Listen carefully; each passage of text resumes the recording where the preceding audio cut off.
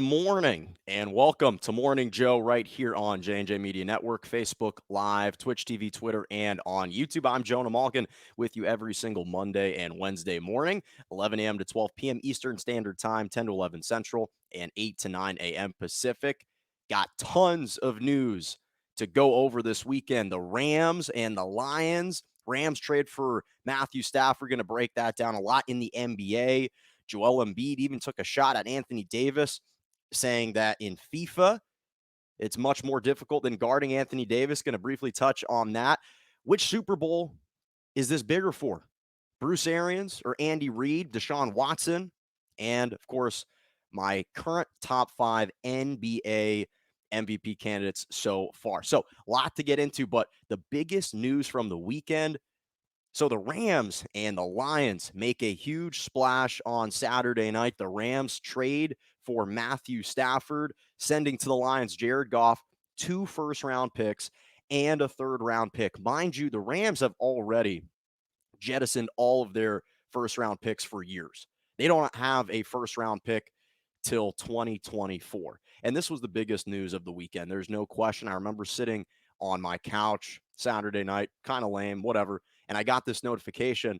And first of all, it's fascinating to me how quickly a rumor can bud into a story and then blossom into a full-fledged, earnest discussion, and then turn into reality in a matter of days. Because it was literally just Thursday that the Rams were entering the competition in a bid to land Matthew Stafford, that the Lions and the Rams were starting to engage in some earnest discussions on Thursday, and 2 days later the trade is complete, signed, sealed, delivered. And this is one of the reasons why, when you are a championship contending team, championship caliber team, and you feel like you are one or maybe two pieces away from getting over that hurdle, you do whatever it takes, you sign whoever it takes for however much money to get the deal done. We've seen this numerous times in the NFL history, in NBA history. Teams sign players last minute in the hopes of it buffering their team. And it doesn't always pan out. Look at the Ravens last year. They signed Calais Campbell to a big contract. They thought Des Bryant might be able to add some value on the wing. That didn't pan out, but they went for it. They went for it. The New Orleans Saints, you sign Malcolm Jenkins. You sign Emmanuel Sanders, despite being $105 million over the cap. Okay, so sometimes it doesn't work, but it's all about trying to put your team in the best position moving forward to win. Mickey Loomis has no regrets, and he shouldn't have any regrets. Drew Brees is 41. You think that with the additions of Emmanuel Sanders and signing Malcolm Jenkins, that's going to put you over the top? It did it, but it was worth a shot. That's one of the reasons why I've appreciated Les Snead so much, is because he's so bold, he's so innovative, and he doesn't settle for complacency. He's always trying to improve every single season and put his team in the best chance to win. And with the Rams, listen, you've got a championship defense. You had the best defense last year. Total yards allowed, total points per game. So the championship window from a defensive side of the ball is still going to be in place and perfectly intact for at least the next 3 to 4 years with Jalen Ramsey, Aaron Donald, a great young secondary, linebackers. They've got the whole thing. You've got now an emerging star running back in Cam Akers. You've got great wide receivers, a deep wide receiving core, Cooper Kupp, Robert Woods, Gerald Everett, Josh Reynolds, Van Jefferson, Tyler Higbee. This team is stacked. A great young head coach. Les Snead took a chance. He hired a 30-year-old head coach that had never been done before, that broke this kind of law, almost this universal edict in the NFL, that you can't hire an NFL coach who's younger than a certain age. He broke that pattern. He was a maverick in that sense and said, you know what? I'm identifying a guy that's got tremendous brilliance, tremendous foresight, and I'm going to hire a guy in Sean McVay who, in 4 seasons as the head coach, has led us to the postseason 3 times and has led us to a Super Bowl once. He went out and made a trade for Jalen Ramsey. He was willing to be a bit brash and a bit audacious and sign a guy in Todd Gurley to exorbitant money. Now, again, not all of these deals panned out. Not all of them were the best deals, but he was willing to take a chance. And that's what you have to do when your championship window you feel like is short. You have to maximize that opportunity. And the Rams identified a guy in Matthew Stafford. They said, okay, what does Matthew Stafford do really well that our current quarterback in Jared Goff doesn't? Well, first of all, Jared Goff, listen, I understand he completed 67% of his passes last year, second most passing yards of his career, but he was a turnover machine.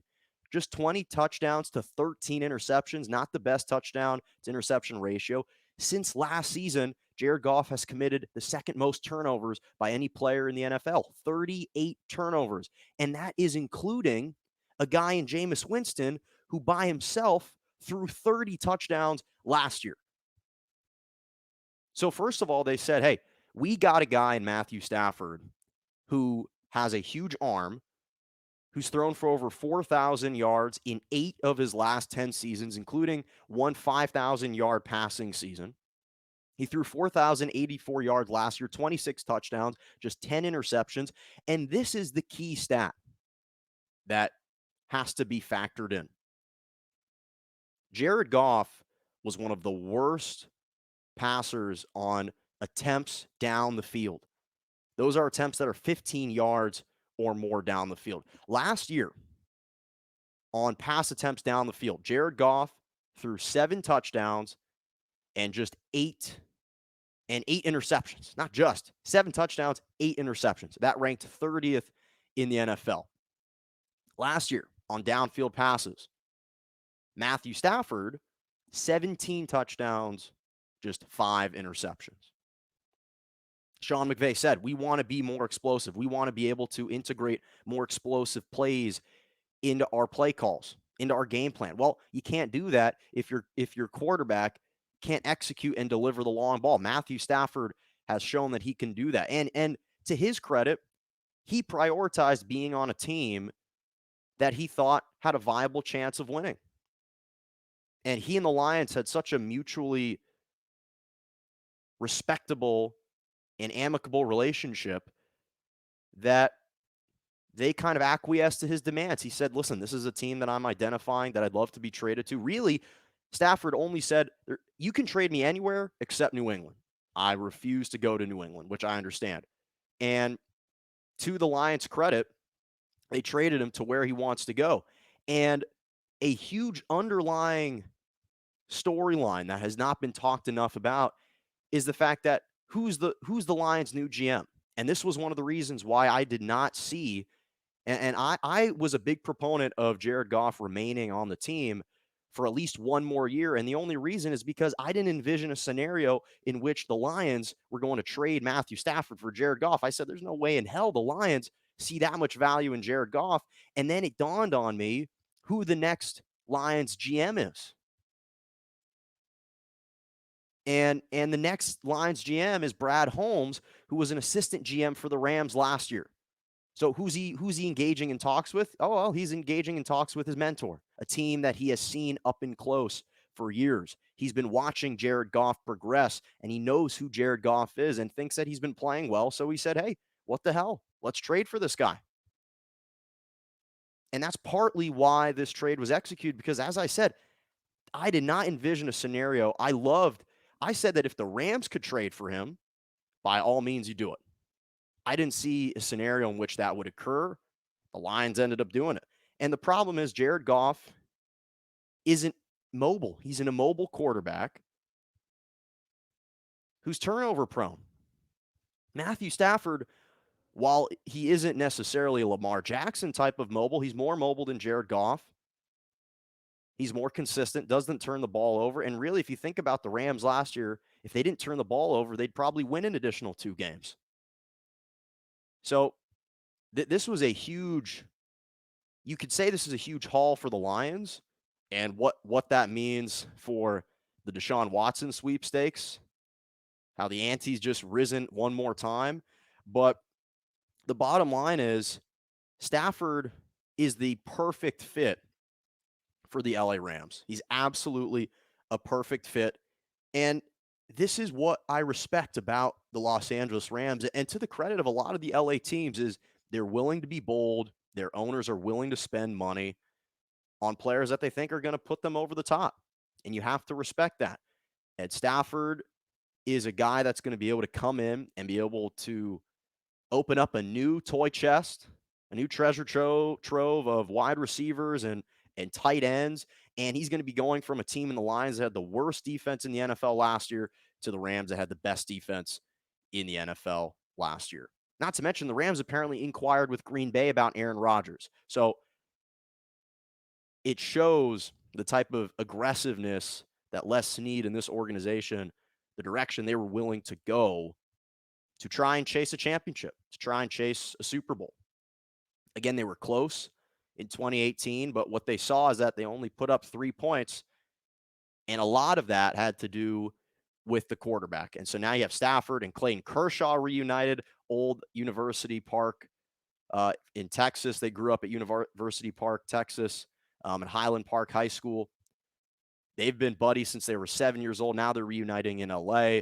So it's just kind of a match made in heaven. Now I cannot wait to see what the Rams can do on offense with Sean McVay and Matthew Stafford combined with that defense. So transitioning to the NBA. So the Lakers wrap up their 7-game road trip tonight against the Atlanta Hawks.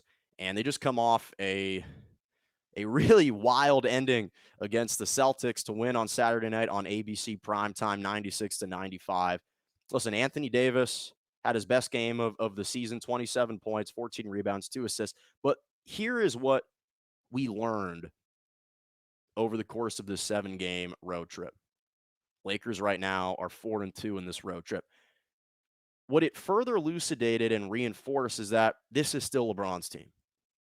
And LeBron is still the best player in the NBA, but the Lakers still belong to LeBron. That could not have been any more evident.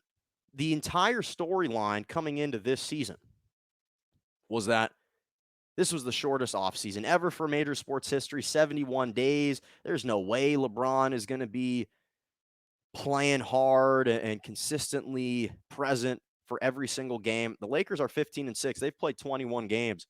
LeBron James has played in all 21 games, including 4 back-to-back games. I was surprised he played against Detroit in that back-to-back after the night before facing the Philadelphia 76ers. LeBron right now, despite averaging a career low in minutes, is 5th in the NBA in minutes per game, averaging 33 minutes per game. The only guys he's behind are Julius Randle, R.J. Barrett, both on the Knicks, which isn't surprising given who their coach is, Tom Thibodeau, who runs guys into the ground. He's a good coach, but we know what type of abrasive and demanding coach he is, a la D Rose and Jimmy Butler. So Julius Randle, R.J. Barrett, Jeremy Grant of Detroit, and Malcolm Brogdon of the Pacers are the only 4 guys that are averaging more minutes per game than LeBron. LeBron's been averaging 37.5 minutes per game over the last 4 games, and he's part of a defense in the Lakers that has the second best defense in the NBA. But why I'm highlighting this is because we lament the struggles of Anthony Davis and how LeBron has been dying to pass this mantle on, pass this torch on to Anthony Davis. He's trying to relinquish not the crown as the best player in the NBA, but not having to carry the load throughout the entire season. He was hoping that Anthony Davis, now that he got that proverbial championship monkey off his back, that he would step up and fill the leadership void that LeBron has been so accustomed to doing, especially in the regular season. He was hoping Anthony Davis would step up to the plate and say, hey, you're 36, you're in your 18th season, take a seat on the back-to-back. Instead, Anthony Davis has only played 14 of the 21 games. He's missed 7 games due to injuries. And he's averaging 22 points a game, 9 rebounds, 3 assists, 4 points lower than he averaged last season. And he's been struggling. He hasn't been able to find that rhythm and consistency. And what, again, this emphasizes is just the greatness of LeBron James and how he can fill his teammates with this confidence but everything revolves around him. And you could say that's a byproduct to his style of play, the system that he plays in. But I think it's also the fact that until LeBron retires or is no longer with the purple and gold, I don't think Anthony Davis can take on the mantle. I think as long as LeBron continues to play, Anthony Davis cannot continue to carry the mantle right now because he doesn't care about that status. He doesn't care about that title, the title of being the best player on your team. That's one of the reasons why Anthony Davis and LeBron have worked so well. But the problem is in road trips like this, where you ideally want to be able to rest guys on back to backs, and ideally you don't want to play your star 36-year-old who's in his 18th season 37 and a half, 38, 39 minutes in a meaningless game against Detroit. You don't want to see that happen. And LeBron's averaging 25 points, 8 rebounds, 7.5 assists, and he's been spectacular, shooting the best percentage from the three-point line of his career, 41%. But Anthony Davis has not been able to usurp that role and grab that mantle and take it from LeBron. LeBron's been trying to relinquish it, and Anthony Davis hasn't been there to take it just yet. Doesn't mean it can't happen, but right now what we're seeing is there's no drop off, and LeBron is just going to continue to be the best player on the team, as he has shown consistently night in and night out. So switching to the best player on another team, I feel like we've been talking about the Denver Nuggets for the last couple of years, right? They've been knocking on the door in the postseason, and Nikola Jokic, this guy has just been an absolute 7-foot monster. This has finally been the year of the big men, and I'm going to preview my top 5 MVP candidates right now, but Nikola Jokic and Joel Embiid have been both playing fantastically, but Nikola Jokic drops 47 points against the Jazz, who were red hot, had just won 11 straight games, and now you've got Nikola Jokic putting out the fire with a 47-point burger, 12 rebounds, 5 assists. He's been fantastic this year, averaging 27 points, 12 rebounds, 9 assists, second highest PER in the NBA. But it's interesting. You listen to his post-game comments, and I want to read a quick quote from him. He said, "Hopefully, I'm going to score when we need it. It's just a game. The main thing is just win the game. I'm going to score however much I need just to win the game." And those 47 points matched his career high, and he scored 33 points in the first half. But the reason why this is important is because a lot of his teammates were encouraging him, hoping him to score 50 points. In fact, head coach Mike Malone didn't even realize he was at 47. Otherwise, he may have left him in the game. But this leads to his counterpart and the guy who's supposed to make up the other half of the dynamic duo in Jamal Murray. This is the reason why we don't value the Nuggets the same way that we should. The Nuggets are the ultimate Dr. Jekyll and Mr. Hyde team. One day you watch them, they look like a top 3 seed in the Western Conference. Nikola Jokic is giving you 25, 12, and 10. Jamal Murray is dropping 30-point burgers in the postseason. And then the next day, they look like a pedestrian team who's losing to the Sacramento Kings in the first 2 meetings to start the season. Jamal Murray is a fantastic player, but he's been clamoring to receive this all-NBA status, to be recognized, to garner that type of attention, to be considered one of the best players in the NBA, to elevate himself into that upper echelon of players. Well, one of the ways that you do that is by being consistent. And that's the biggest issue with the Denver Nuggets right now. You got a guy in Nikola Jokic who literally is 7'1", is super slow.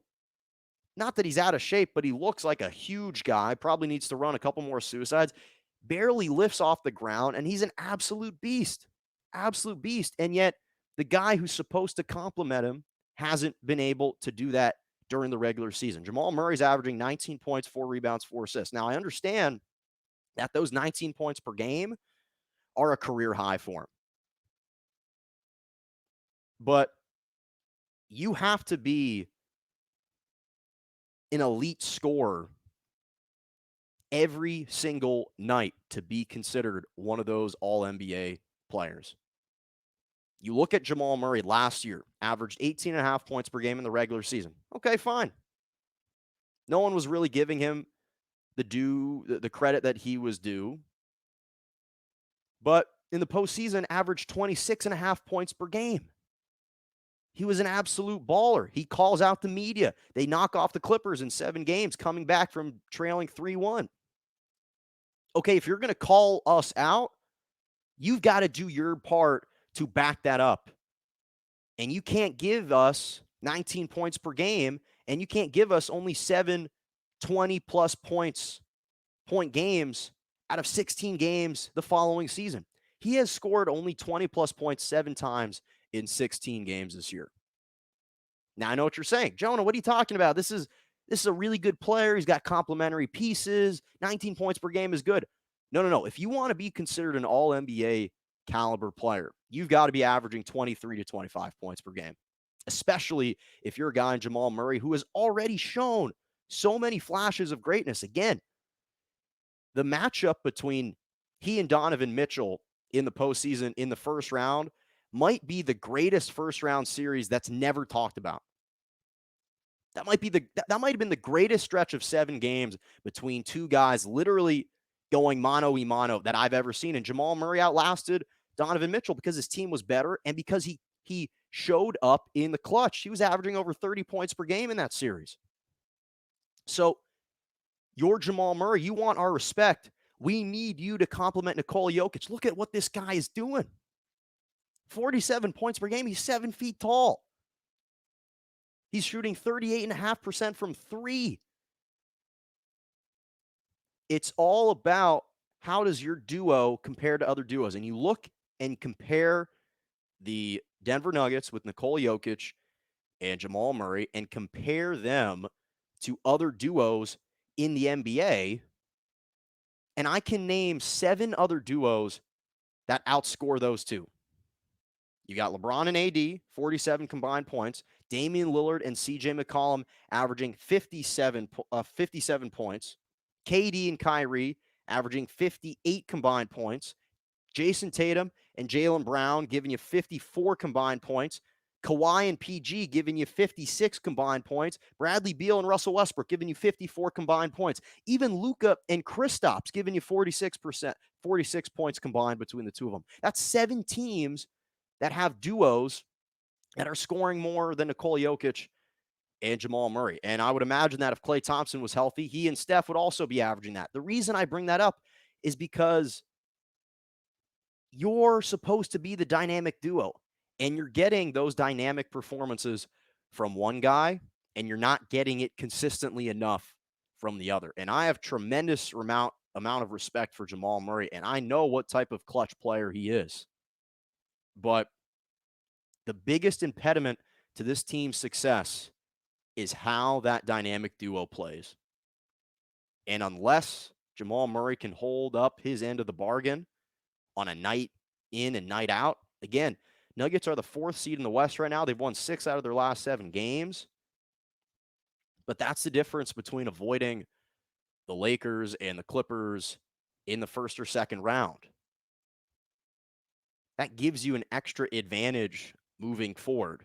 And they're 12-8 right now. Again, they're playing extremely well, but I need to see more out of Jamal Murray to complement what this big fella out of Serbia is doing. He's been an absolute tear.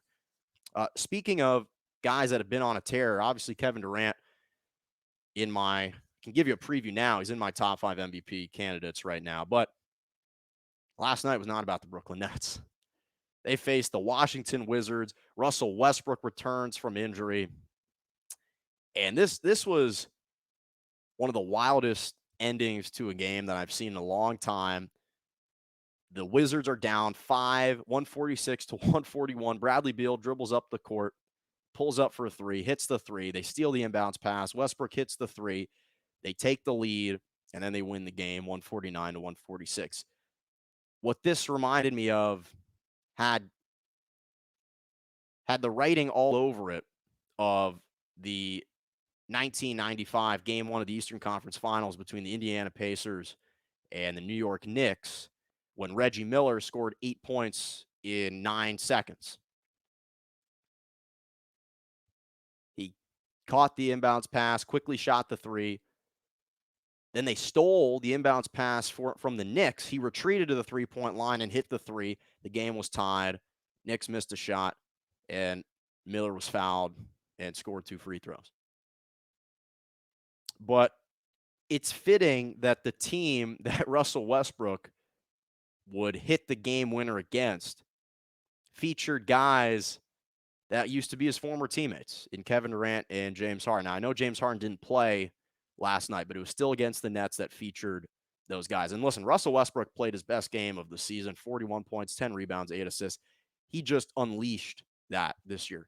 He hadn't put up those types of numbers all season, and yet it came at the perfect moment, at the perfect time.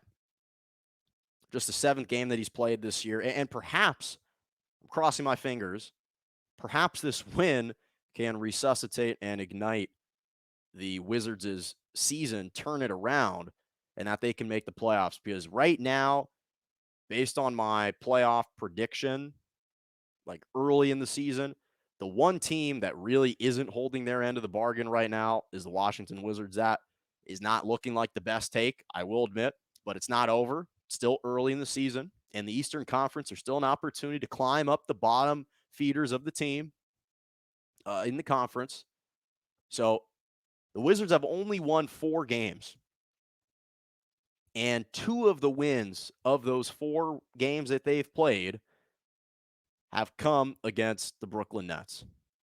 Think about that. This team has been atrocious. 4-12, and 2 of their 4 wins have come against the second best team in the East, the team that we're favoring to come out of the Eastern Conference. And this is the issue with the Nets. They have, listen, they've never played defense all season. They haven't been playing defense, but especially since they traded for James Harden. So right now they rank 26 in the NBA in opponents' points per game, giving up 116 points per game. And they just faced a Washington Wizards squad that has the worst defense in the NBA. They were giving up 120 points per game. But I want you to think about this. So the Brooklyn Nets, in their first 13 games of the season, were already a struggling defensive team. We're one of the worst defensive teams. They were averaging giving up 113 points per game with Jared Allen and Taurean Prince. And since they've traded for James Harden, in the 9 games that they've played with James Harden, they've been giving up 125 points per game. That is the worst stretch in NBA history for a team on defense. I will repeat. The Brooklyn Nets right now, since they've traded for James Harden, are playing the worst stretch of defense in NBA history. So you watch this team on offense, it looks like you're watching a Cirque du Soleil performance. Everything is beautiful. It's well executed. Beautiful sequences. The high fly, the high bars, the dancers on the high bars are fantastic. It's well synchronized. Everything looks to be perfectly aligned, perfectly executed.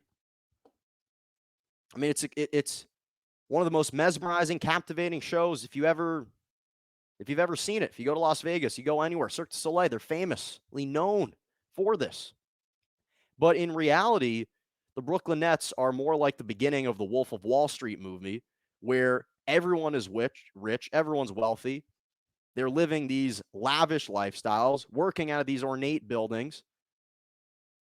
And all the audits being conducted by the FBI, they're coming back as no illegal activity. Nothing suspicious going on here. But then at the end, Jordan Belfort's life ends up crashing and burning to the ground. Now, I'm not saying that the Nets are going to crash and burn to the ground, but what I am saying is right now, they are barely scathing by teams in the NBA.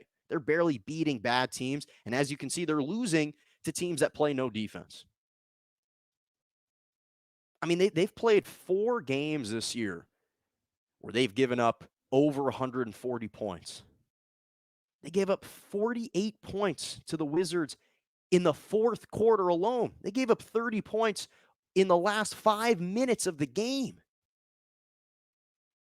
This is atrocious defense from the Nets, and I understand that right now they're having to outscore teams into the NBA's offensive stratosphere.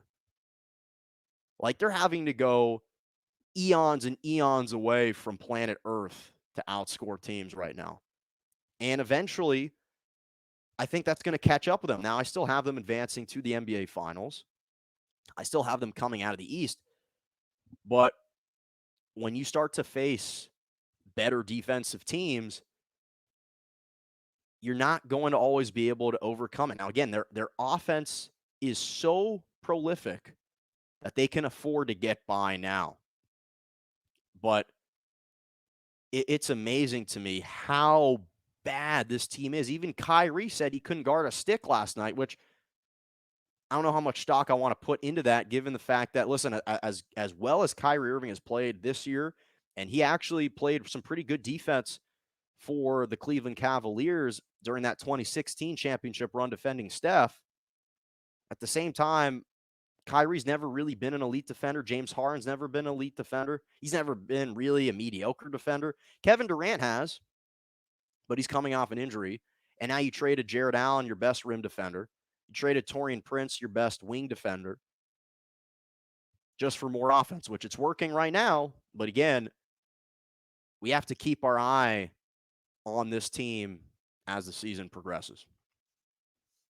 Morning Joe right here on J&J Media Network, Facebook Live, Twitch TV, Twitter, and on YouTube. Mondays and Wednesday mornings, 11 a.m. to 12 p.m. Eastern Standard Time, 10 to 11 Central, and 8 to 9 a.m. Pacific. Glad to have you with me on a Monday morning. So we're almost a quarter of the way through the season. So I want to give my early season top 5 MVP candidates right now. And again, it's a very fluid, very evolving list.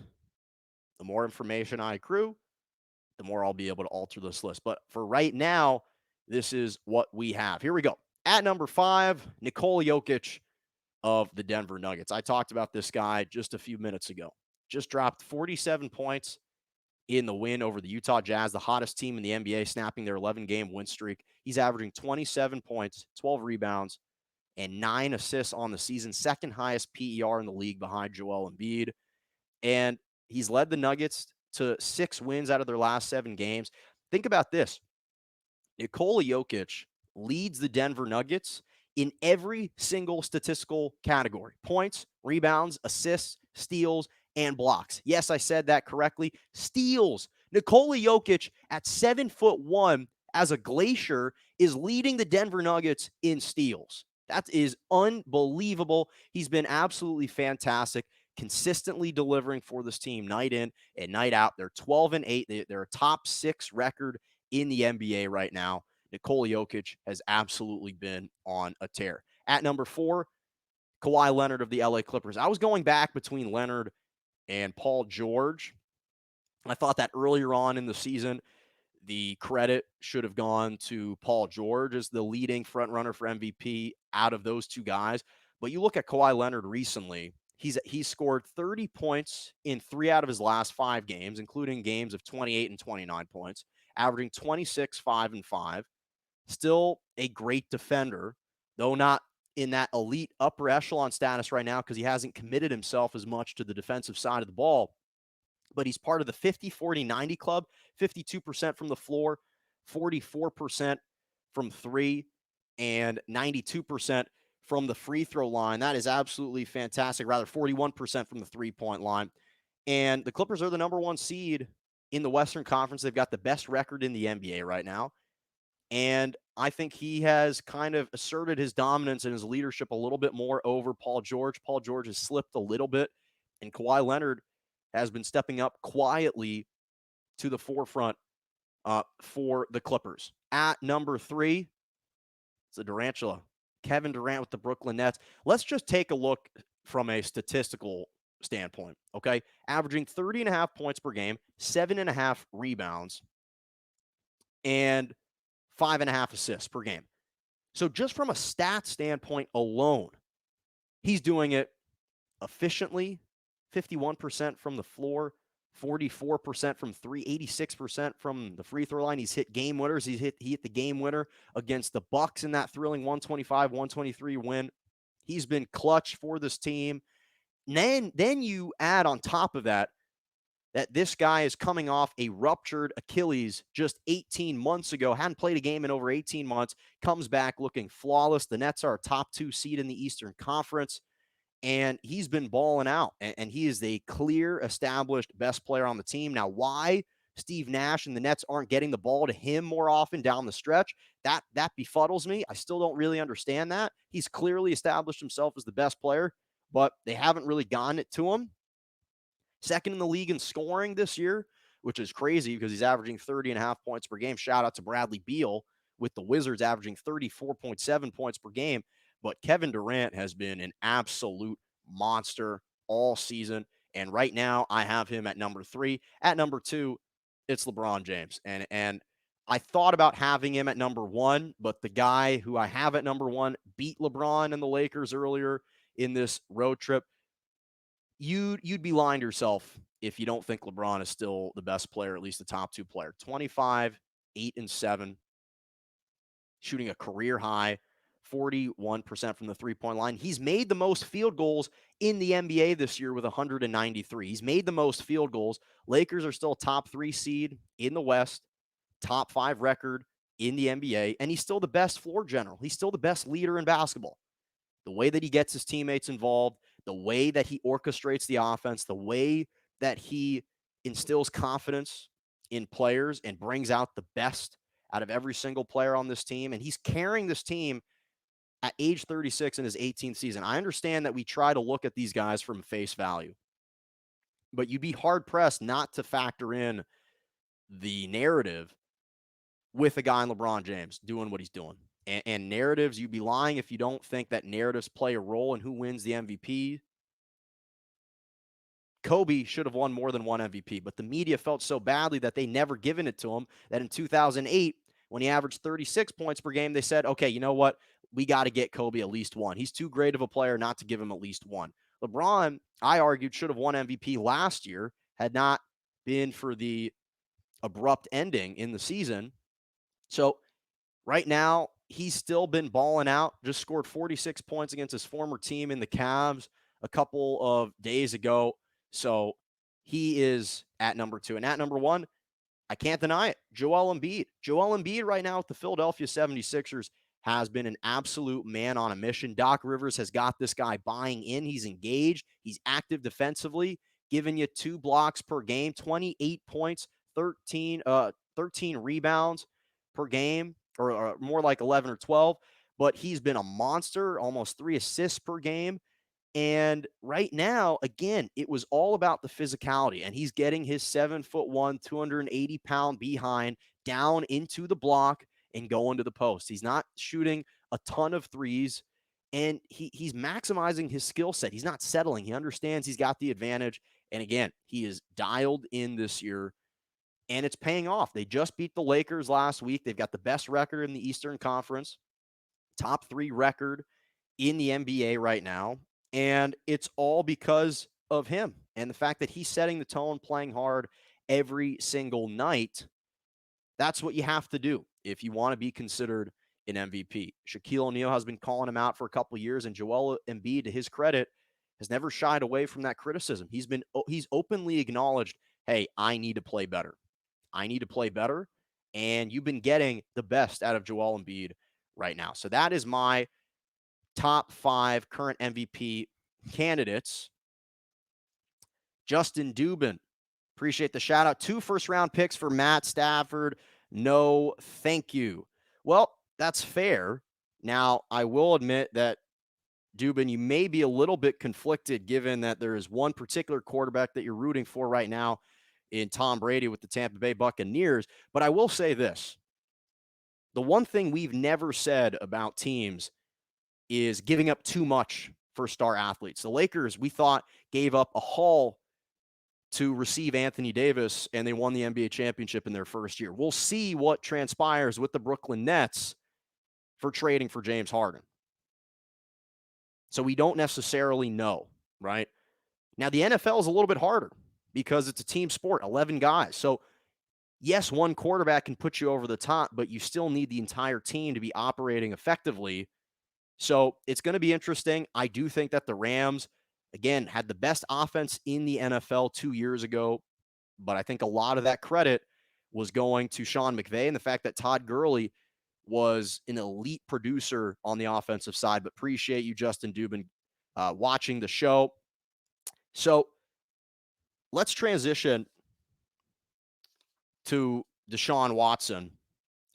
And so this saga continues, right? The saga continues with Deshaun Watson. And it's really just a shame because he's one of these guys that you just want to root for. You just want to root for. And now he just removed all of his social media content. So now has no association, no affiliation with the Texans organization. Twitter, Instagram, he's removed everything. He's removed everything. And I think that all of this frustration just boiled over, right? Because all these false promises were made from the organization. And you can see his visible frustration with the entire McNair family, with the Texans organization. They said, hey, we signed you to this long deal. We to this long deal. We want you to be a part of our decision making moving forward. We want you to provide input. We value what you have to say. So we know that he officially wanted out several weeks ago. But this was the first time that he now removed again on all social media platforms any association and nexus to the Texans organization.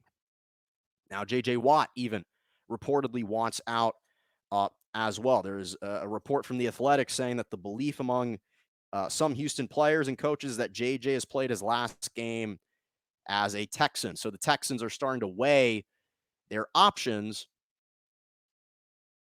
with regard to J.J. Watt's future. J.J. Watt, 5-time Pro Bowler, 3-time Defensive Player of the Year. And what's really sad is that there's been just a lack of clarity, lack of transparency throughout this entire process. And the Texans have made it clear that JJ deserves more clarity. He deserves more clarity. And I think a lot of it has to do with the fact that they're trying to retain Deshaun Watson right now, but he wants out. And if they're going to end up trading Deshaun Watson, then that means a likely end to J.J. Watt as a Houston Texan. Because he doesn't want to be there if they're on a team that's rebuilding and not really pursuing championships. And so I just think that right now, Watt's got 1 year remaining on his deal. He's got 1 year remaining on his deal, worth $17.5 million. But if they trade him, they can just eliminate that from their cap, and they won't have to pay him anything. And what's really sad to me is that here you've got a guy in David Culley, who's hired, who's a black coach, finally getting his chance to be a head coach in the NFL. He was an assistant for 26 years. He's paid his dues.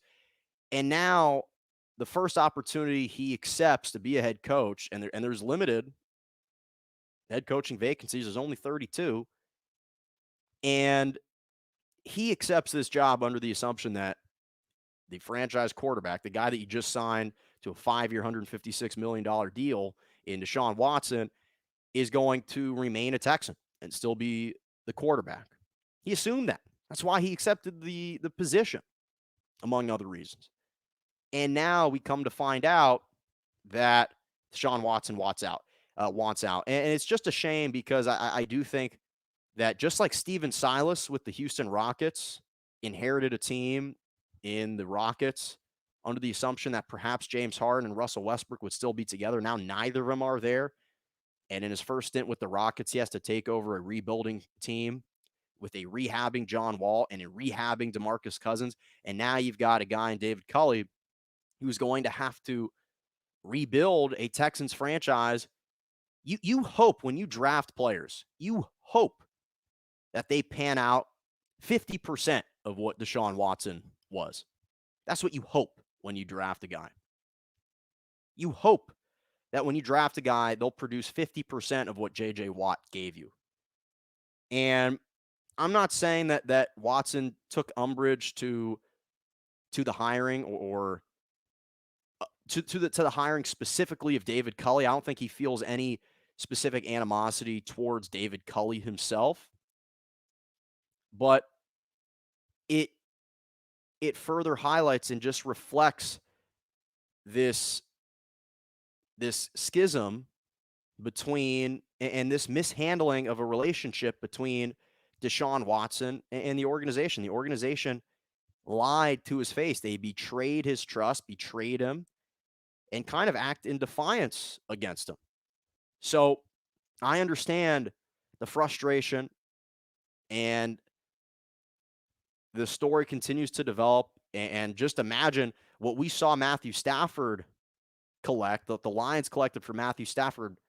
You collected a starting NFL quarterback, at least average NFL quarterback, for 2 first-round picks and a third-round pick for Matthew Stafford. Now I can't imagine the type of haul that Nick Caserio is going, the GM for the Texans is going to be able to demand in a trade for Deshaun Watson. And Deshaun Watson is a top 5 quarterback, way more valued than Jared Goff. So it's a sad story, but one that continues to develop and is really interesting to watch. So the final topic of the day is in the Super Bowl preview. And again, I cannot wait to see the Super Bowl on Sunday. Tampa Bay Buccaneers and the Kansas City Chiefs. And on Wednesday, I talked about which quarterback this Super Bowl was bigger for, Tom Brady or Patrick Mahomes. And I'd said that at the time, it's bigger for Patrick Mahomes because, first of all, he's still chasing that GOAT status. He lost to Tom Brady the first go-around in the postseason, so he's 0-1 against Brady in the postseason.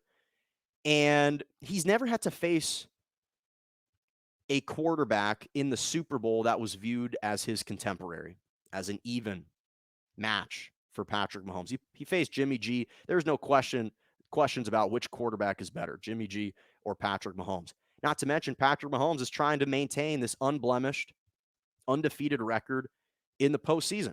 And if he were to lose to Tom Brady, any win, any future win over Brady would be delegitimized, and we wouldn't give as much credence to it because Brady's 43, and so he keeps getting older and older. And while he's defying the acts of physics, he's defying physics, and he's not aging. We won't give Mahomes as much credit because you're facing a guy who is very slowly, to his credit, his skill sets are deteriorating a little bit. But this is the exact opposite argument now between Bruce Arians and Andy Reid. Because to me, now the tables are turned. For me, this Super Bowl is much bigger for Bruce Arians than it is for Andy Reid. Andy Reid has established himself as one of the elite coaches and has garnered this reputation as a really respected and sometimes revered head coach in the NFL. And we saw that once he won the Super Bowl last year, the type of credit that overflowed in his direction, type of praise that he received. But everyone always acknowledged, listen, Andy Reid is one of the most creative and had the foresight, bold, audacious, decided, hey, you know what? Third and short situations are no longer passing downs. or no longer rushing downs, rather they're passing downs. That's what we acknowledged about Andy Reid.